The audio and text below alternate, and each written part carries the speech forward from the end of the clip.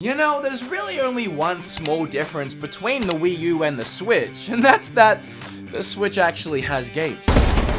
Whether you just picked yourself up a brand new shiny crisp Nintendo Switch for Christmas, or you've had one this entire time like I have, either way, we're all wondering the same thing, and that is, what games can we expect to play on this thing in 2019? I'm gonna break mine if I don't put it down. Well, to make it easy on you guys, just like at the start of last year, I have compiled a list of 15 games, some of the best we will see on the system this year. And I gotta say, 2019 is shaping up to be a very exciting year, even with what we know already just going into the year. There's a little bit of everything, from first-party Nintendo franchises finally making a return on the Switch, but also we have a load of games we already love being ported to the system, and then finally just a bunch of brand new cool looking games coming to the console. With all that being said, we have a lot of games to talk about today, and I'm already losing my voice, so how about I just shut up and get started? My name is Mr. Potato Head. Make sure you hit flip all over that subscribe button. Now let's get to talking about some Switch games. The first game actually comes out really soon on the 17th of this month, and that's Yick, a postmodern RPG. This game immediately stood out to me because I took one look at it and I thought, this is so obviously inspired by games like Earthbound. And I love that game. And sure enough, the more I looked into the game, the more correlations I started to draw between the two. Just like in Earthbound, where you use kind of unconventional weapons like a yo-yo or a baseball bat, in Yick you find yourself with similar weapons like a vinyl record. And then last year at PAX South, I actually got to play this game and it blew away my expectations. Very quirky, very unique, and you can tell a load of passion went into this game. And then the day after that, on January 18th, you can finally look forward to playing Travis Strikes Again. For those that haven't played the No More Hero games on the Wii, you're kind of in luck because this game is nothing like those games really. However, I do strongly recommend going back and playing those games. You owe it to yourself. Travis Strikes Again appears to be more of a spin-off title, adopting a gameplay style similar to Fury. And I love the characters and story of No More Heroes, and I absolutely adore the gameplay of Fury, so for me, this might be a perfect mesh. Either way, you can always expect greatness from Grasshopper Studios. They have made some of my favorite games, and they do not disappoint. Sonic Team Racing, a brand new Sonic racing game on the Switch, and I, for one, am pumped. I loved the first two games, and next to Mario Kart, this is my favorite racing game. And so we have a brand new one coming to Switch. Hopefully it runs better than Sonic Racing on Wii U, because I remember that looking and running pretty bad. I don't think that'll be the case this time. Yoshi's Crafted World. I can't believe I'm still talking about this game as an upcoming title. I made one of these exact videos at the start of last year for upcoming games, and I put that game in that video because I fully expected that game to be out last year. Everyone did. But here we are, still talking about it as an upcoming game, although we finally have a release date. It's in March. And to be fair, as someone who has played a lot of the Yoshi games, it does look like one of the best ones. I really love the whole gimmick and mechanic of the game, allowing you to flip the world around and then play it backwards. So let's just hope it was worth the wait, and not only 5 hours long like Kirby was. Trials Rising releases in February, and I really want to show this game some support since it's published by Ubisoft, and Ubisoft goes out of their way to support Nintendo. And honestly, I usually love Ubisoft games. Mario and Rabbids was fantastic, Zombie U was pretty good, Red still is a game. So while I will admit Trials Rising isn't something that I usually would play,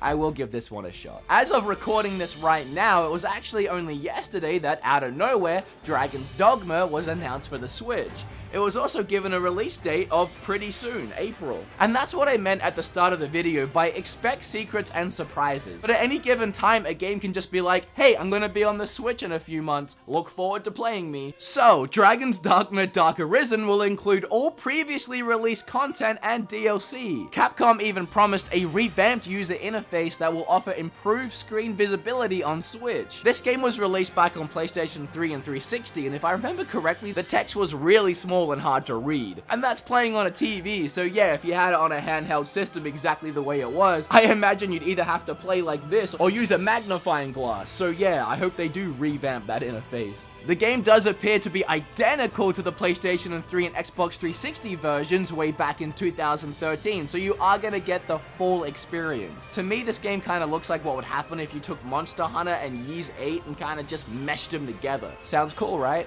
Well, get it in April then, I guess. I'm Mr. Potato Head. Oh, the long-awaited main series Fire Emblem game releasing in 2019. We're finally able to actually get excited about it because we're in the year. I think this game is going to be huge, so set your sights on it. I'm looking forward to it. Hey, so also in April, we get even more Shovel Knight. After almost 5 years, has it really been that freaking long? The Shovel Knight story is coming to an end. Shovel Knight King of Cards is the 4th and final campaign in the series. It's a prequel to the games starring King Knight on his quest to become king. I mean, this one speaks for itself. It's just Shovel Knight. I don't gotta get you guys excited for it.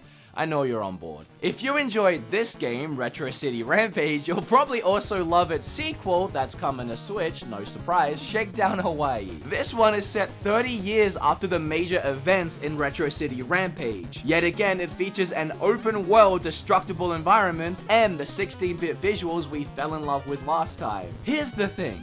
If you haven't played these games, if you've never experienced a 16-bit open world game, you really don't know what you're missing. Kinda hard to explain, but it's an entirely different experience. Especially if you're a little older like me and you grew up playing the NES and the Super Nintendo. We never got an open world game in that style. The systems couldn't really handle it. Essentially, imagine taking that first GTA that released on PlayStation 1, bringing it to Super Nintendo and having it back on that system with those graphics. It's a really awesome experience. I recommend playing the first one and getting caught up before the sequel. Hey, remember when all those Final Fantasies were announced to be coming to Switch? Well, we're getting some physical releases for a couple of them. Final Fantasy X and X2 HD Remaster is coming out on Switch this year, as well as Final Fantasy 12. I feel like these games speak for themselves and probably sell themselves, so I'll just say that I'm excited to play Final Fantasy X again. I haven't played the other two, but now's my chance, right? Here's a really interesting one to me anyway, Marvel Ultimate Alliance 3. I remember playing both the first two games. Actually, I 100%ed both of them back on the Xbox 360, and I enjoyed them. Playing them with friends, it was a pretty good time, but I never really thought they were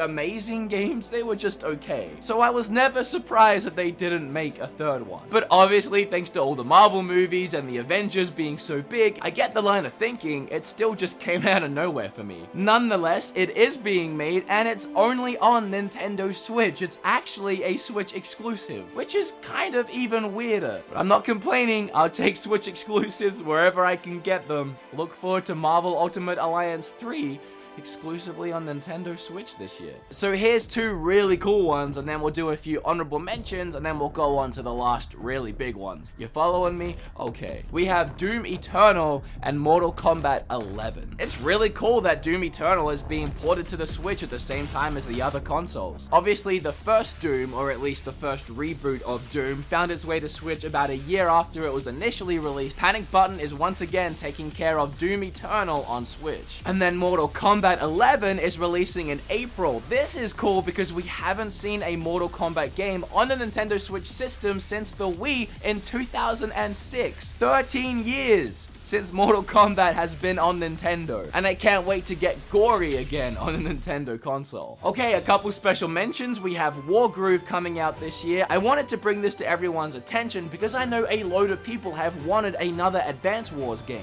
Well, you might not be getting an actual sequel to those games anytime soon, but Wargroove was inspired by Advance Wars. So you can thank the developer Chucklefish for finally itching that turn-based tactics scratch you've been looking for ever since the GBA. Also, I wanted to mention a game called Minako, I think that's how you pronounce it. Minako's Night Market. I have a good feeling about this game. It's giving me Animal Crossing vibe. And while we do have an actual Animal Crossing coming this year, and we are getting to that, doesn't mean that this game won't be fun as well. It's a whimsical simulation adventure game about crafting crafts, catting cats, eating eats, and friending friends. At least that's the description I read online. The game's story revolves around a curious girl named Minako who has just moved to her new home, and the island is overrun by cats. It just has a cute art style, and I think you guys might enjoy it. And I want to mention both Bayonetta 3 and Metroid Prime Trilogy here, because while these games do not have a set release date for 2019, it's my personal belief that Bayonetta 3 will release at at some point this year. And I'm like 99.9% sure that Metroid Prime Trilogy will release this year. In fact, I'm even more sure that they're going to announce it pretty soon. I have been hearing way too much about it, way too much excitement, and honestly, it makes way too much sense. But it hasn't been announced yet, so it's just speculation. And so, of course, that leaves Luigi's Mansion 3 and Animal Crossing. Two games I feel very much speak for themselves, and every Switch and non-Switch owner are probably fully aware that these games are coming out this year. You put those with every other game I've talked about today, and then of course all the other games that are coming out, I have not talked about all of them, and then all those secrets and surprises I keep talking about, and 2019, as I said, is shaping up to a very exciting year. If you liked this video or you learned a little something, make sure you have flip all over that subscribe button. Click or tap on this video right here because I'd really appreciate it. And before I completely lose my voice tonight, I'm out of here. Enjoy your Switch this year. I know I will.